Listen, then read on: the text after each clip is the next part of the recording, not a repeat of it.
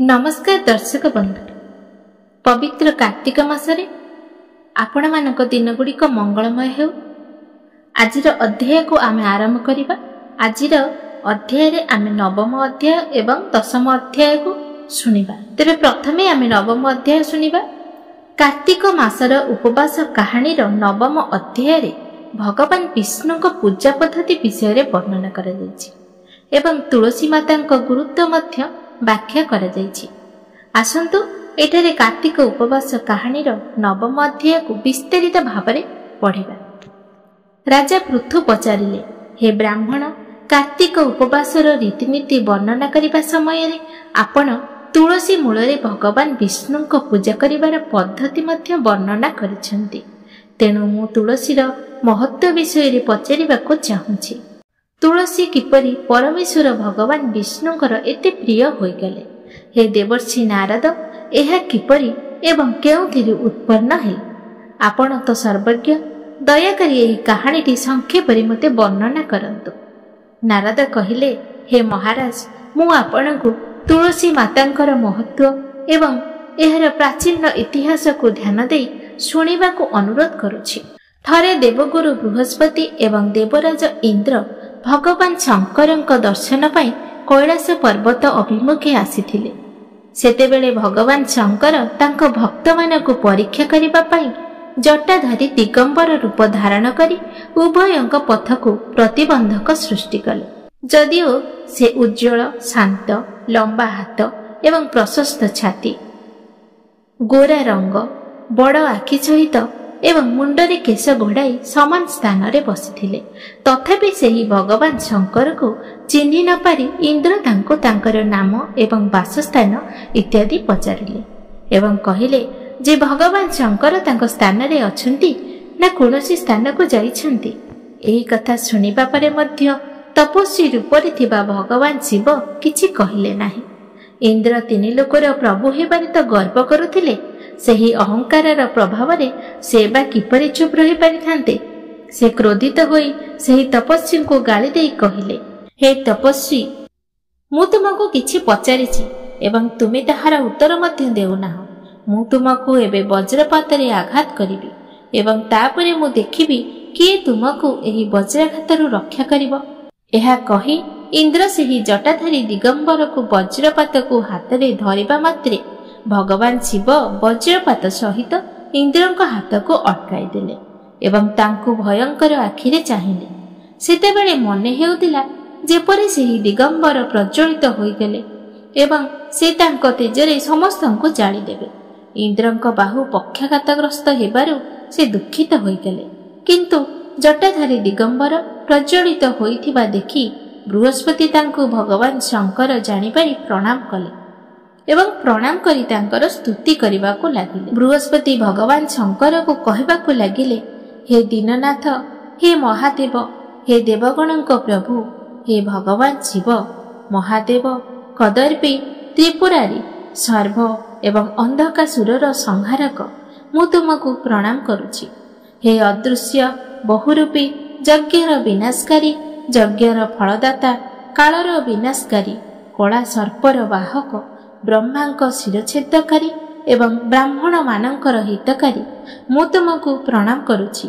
दयाकरी आपणकर क्रोध शांत करंतु एवं इंद्रଙ୍କ एही अपराध को क्षमा करंतु। बृहस्पतिଙ୍କର एहीपरि प्रार्थना सुनी भगवान शंकर गंभीर स्वर रे कहिले, मो आखिरु बाहरुथिबा क्रोध को मु किपरि बंद करि परिबि? तापरे बृहस्पति कहिले, प्रभु, दयाकरी आपणकर भक्त मानक प्रति दया करंतु। भक्त मानक प्रति आपणकर नाम प्रेमपूर्ण करंतु। आपणकर तेज अन्यत्र स्थानांतर करंतु एवं इंद्रଙ୍କୁ रक्षा करंतु। तापरे भगवान शिव गुरु बृहस्पति को कहिले, तुमर प्रशंसा रे मु अत्यंत खुशी। तुमे इंद्रଙ୍କୁ जीवन देइछ, मु निश्चिंत जे मो आखिरे थिबा अग्नि आउ इंद्र को कष्ट देब नाही। बृहस्पति को एहीपरि कही भगवान शिव तांको मुंडरू निर्गत अग्निमय आलोक को हाथरे नै क्षीर सागर रे पकाई देले। एहा परे भगवान शंकर अदृश्य होई गले एवं समस्ते निज निज स्थान को चली गले। ଏଇଠି ଆମର ନବମ ଅଧ୍ୟାୟ ସମ୍ପନ୍ନ ହୋଇଛି। ତେବେ ଚାଲନ୍ତୁ ଶୁଣିବା ଆମେ ଦଶମ ଅଧ୍ୟାୟ। ରାଜା ପୃଥୁ କହିଲେ, ମହର୍ଷି ନାରଦ, ମୁଁ ଆପଣଙ୍କୁ ନମସ୍କାର କରୁଛି।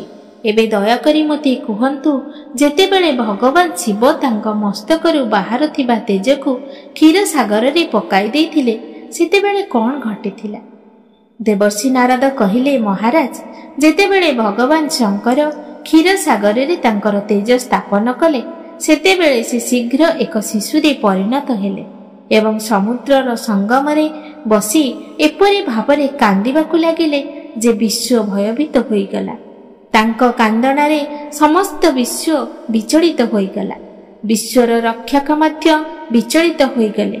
ସମସ୍ତ ଜୀବ ଗତିଶୀଳ ହୋଇଗଲେ।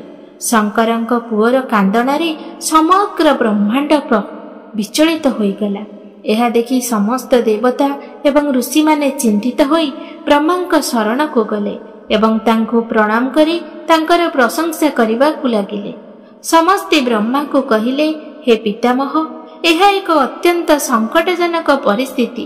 ହେ ମହାନ ଯୋଗୀ, ଏହାକୁ ନଷ୍ଟ କରନ୍ତୁ। ଦେବତାମାନଙ୍କ ଠାରୁ ଏହା ଶୁଣି ବ୍ରହ୍ମା ସତ୍ୟଲୋକରୁ ଶିଶୁଟିକୁ ଦେଖିବା ପାଇଁ ସମୁଦ୍ର କୂଳକୁ ଓହ୍ଲାଇ ଆସିଲେ। ବ୍ରହ୍ମାଙ୍କୁ ଆସୁଥିବା ଦେଖି ସମୁଦ୍ର ତାଙ୍କୁ ପ୍ରଣାମ କଲେ ଏବଂ ଶିଶୁଟିକୁ ଉଠାଇ ତାଙ୍କ କୋଳରେ ରଖିଦେଲେ। ଆଶ୍ଚର୍ଯ୍ୟ ହୋଇ ବ୍ରହ୍ମା ପଚାରିଲେ, ହେ ସମୁଦ୍ର, ଏ କାହାର ସନ୍ତାନ? ଶୀଘ୍ର କୁହ। ସମୁଦ୍ର ନମ୍ରତାର ସହିତ କହିଲେ, ପ୍ରଭୁ, ମୁଁ ଏହା ଜାଣି ନାହିଁ, କିନ୍ତୁ ମୁଁ ନିଶ୍ଚିନ୍ତ ଭାବରେ ଜାଣେ ଯେ ସେ ଗଙ୍ଗା ଏବଂ ସମୁଦ୍ରର ସଙ୍ଗମସ୍ଥଳରେ ଜନ୍ମଗ୍ରହଣ କରିଛନ୍ତି। ତେଣୁ ହେ ଜଗଦ୍ଗୁରୁ, ଦୟାକରି ଏହି ଶିଶୁର ଜନ୍ମର ରୀତିନୀତି ଏବଂ ଅନ୍ୟାନ୍ୟ ରୀତିନୀତି କରନ୍ତୁ ଏବଂ ମୋତେ ତାଙ୍କର ଭବିଷ୍ୟତ ଫଳାଫଳ କୁହନ୍ତୁ। ନାରଦ ରାଜା ପୃଥୁଙ୍କୁ କହିଲେ ଯେ ସାଗର ତାଙ୍କ ବେକରେ ହାତ ଦେଇ ବାରମ୍ବାର ବ୍ରହ୍ମାଙ୍କୁ ଆକର୍ଷିତ କରିବାକୁ ଚେଷ୍ଟା କରୁଥିଲେ। ତାପରେ ସେ ବ୍ରହ୍ମାଙ୍କ ବେକକୁ ଏତେ ଜୋରରେ ଧରିଲେ ଯେ ବ୍ରହ୍ମା ଏଥିରେ ଯନ୍ତ୍ରଣା ଅନୁଭବ କଲେ ଏବଂ ତାଙ୍କ ଆଖିରୁ ଲୁହ ବହିବାକୁ ଲାଗିଲା। ବ୍ରହ୍ମା କୌଣସି ପ୍ରକାରେ ତାଙ୍କ ଦୁଇ ହାତର ବଳ ପ୍ରୟୋଗ କରି ସାଗରଙ୍କ ହାତରୁ ନିଜକୁ ମୁକ୍ତ କଲେ ଏବଂ ସାଗରକୁ କହିଲେ, ହେ ସାଗର, ଶୁଣ, ମୁଁ ତୁମକୁ ତୁମର ପୁଅର କୁଣ୍ଡଳୀ କହିବି। ମୋ ଆଖିରୁ ଜଳ ବାହାରିବା ଯୋଗୁଁ ତାଙ୍କର ନାମ ଜଳନ୍ଧର ହେବ। ଜନ୍ମ ହେବା ମାତ୍ରେ ସେ ଯୌବନ ପ୍ରାପ୍ତ କରିଛନ୍ତି। ତେଣୁ ସେ ସମଗ୍ର ଶାସ୍ତ୍ରରେ ବିଶେଷଜ୍ଞ, ଅତ୍ୟନ୍ତ ସାହସୀ, ବୀର, ଶକ୍ତିଶାଳୀ, ଜଣେ ମହାନ ଯୋଦ୍ଧା ଏବଂ ଯୁଦ୍ଧରେ ବିଜୟୀ ହେବେ। ଏହି ଶିଶୁଟି ସମସ୍ତ ରାକ୍ଷସ ମାନଙ୍କର ଶାସକ ହେବେ। ସେ କାହାଠାରୁ ଅପରାଜିତ ରହିବେ ଏବଂ ଭଗବାନ ବିଷ୍ଣୁଙ୍କୁ ମଧ୍ୟ ପରାସ୍ତ କରିବେ। ଭଗବାନ ଶିବଙ୍କୁ ଛାଡ଼ି ସେ ଅଜୟୀ ହେବେ। ସେ ଯେଉଁଠାରୁ ତାଙ୍କର ଉତ୍ପତ୍ତି ହୋଇଥିଲା ସେହି ସ୍ଥାନକୁ ଫେରିଯିବେ। ତାଙ୍କ ସ୍ତ୍ରୀ ତାଙ୍କ ସ୍ୱାମୀଙ୍କ ପ୍ରତି ସମର୍ପିତ, ଭାଗ୍ୟବାନ, ପ୍ରତ୍ୟେକ ଦୃଷ୍ଟିରୁ ସୁନ୍ଦର, ଅତ୍ୟନ୍ତ ମନୋରମ, ମଧୁରଭାଷୀ ଏବଂ ସଦାଚାରୀ ହେବେ। ସମୁଦ୍ରକୁ ଏହା କହି ବ୍ରହ୍ମା ଶୁକ୍ରାଚାର୍ଯ୍ୟକୁ ଡାକିଲେ ଏବଂ ତାଙ୍କ ଦ୍ୱାରା ଶିଶୁକୁ ରାଜ୍ୟ ଅଭିଷେକ କରାଇଲା ପରେ ସେ ନିଜେ ଅଦୃଶ୍ୟ ହୋଇଗଲେ। ପିଲାଟିକୁ ଦେଖି ସମୁଦ୍ରର ଆନନ୍ଦର ସୀମା ରହିଲା ନାହିଁ। ସେ ଖୁସି ହୃଦୟରେ ଫେରିଆସିଲେ। ତାଙ୍କ ସମୁଦ୍ର ପିଲାଟିକୁ ଆଣି ଲାଳନ ପାଳନ କଲେ। ତାପରେ କାଳନେମି ନାମକ ଜଣେ ଅସୁରକୁ ଡାକି ରୀତିନୀତି ଅନୁସାରେ ବୃନ୍ଦା ନାମକ ଏକ କନ୍ୟା ସହିତ ତାଙ୍କର ବିବାହ କରାଇଲେ। ସେହି ବିବାହରେ ଏକ ବିରାଟ ଉତ୍ସବ ହୋଇଥିଲା। ଶ୍ରୀ ଶୁକ୍ରାଚାର୍ଯ୍ୟଙ୍କ ପ୍ରଭାବରେ ଜଳନ୍ଧର ତାଙ୍କ ପତ୍ନୀଙ୍କ ସହିତ ରାକ୍ଷସମାନଙ୍କର ରାଜା ହୋଇଗଲେ। ଏଇଠି ଆମର ଦଶମ ଅଧ୍ୟାୟ ସମ୍ପନ୍ନ ହୋଇଛି। ଆଉ ଏକ ଭିଡ଼ିଓରେ ଆମେ ଏକାଦଶ ଅଧ୍ୟାୟକୁ ଶୁଣିବା।